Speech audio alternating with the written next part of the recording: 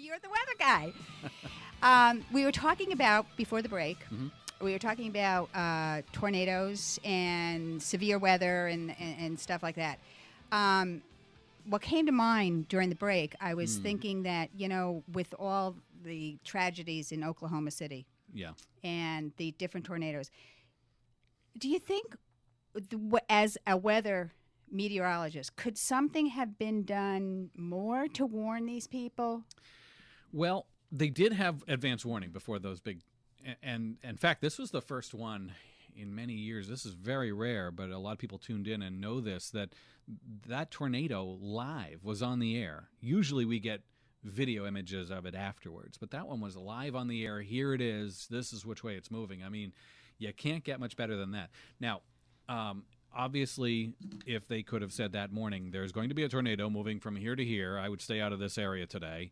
That would be ideal. But that is many, many years away, perhaps hundreds of years away. There's no way we can predict that. But what was done is that morning, all the meteorologists and the SPC, Storm Prediction Center, rather,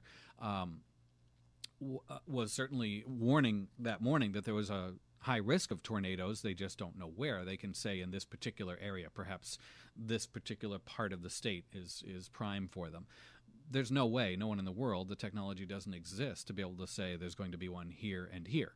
However, about a half hour before that tornado formed, they were tracking severe storms, and they were saying that this supercell thunderstorm has rotation in it and has a good chance of developing a tornado. And from what I've read, there was about a half hour. And Twitter and all these media that you can make this breaking news, making people aware.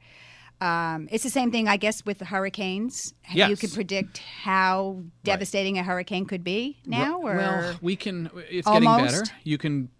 You can predict a rough idea. And they can usually get the path down within 50 miles of where it's going to make landfall within a day or so in advance.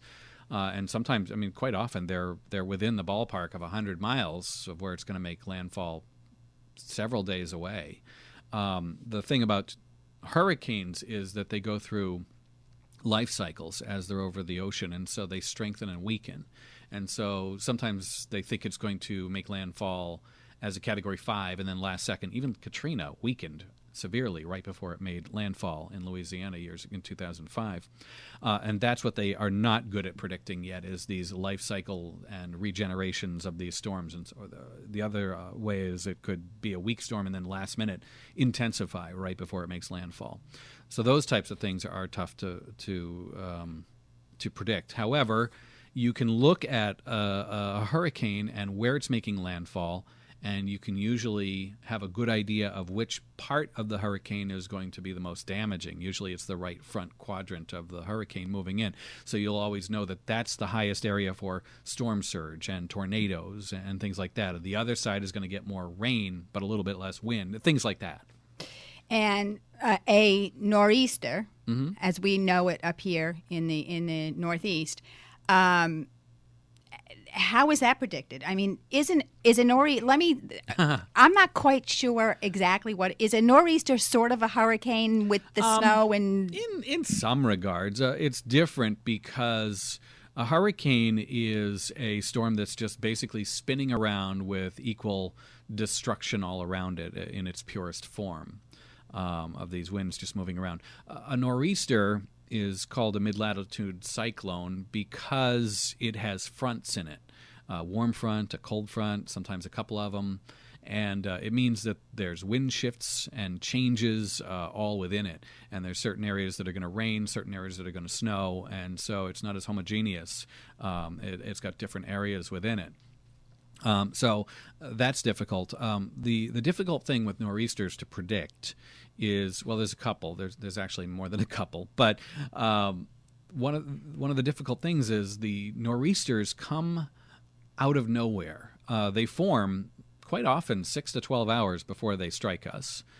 So a piece of energy moves across the Great Lakes in the winter and then gets to the Atlantic Ocean, and it's this cold winter mediocre storm, and it runs into the much relatively warmer ocean waters. Think of 20 degrees over land, but over the water it's in the 40s. And it creates a new storm because of the clashing air masses. And that storm forms. People are asked why they tune in to newscasts on TV. About 80% of them say for the weather. Right. It just shows. I mean, it's the universal thing, and I love to tell this to kids when I'm talking to them in organizations and schools and things, that it's the universal thing that unites us all, no matter whether we're rich, poor, tall, short, whatever. It's the same thing. We all deal with the weather in our own ways, but it's the same weather we have to deal with, and it affects how we live and what we do. And you mentioned the fact that, some people tune into the TV or listen to radio just specifically to hear the weather report. And I am one of them. Mm-hmm. I am one of them. I will say to my husband all the time, what's the weather for tomorrow? Right. And he'll always say, oh, Josh just said, so I guess you get the blame for the good and the blame for the bad. Well, I actually only take the blame for the good.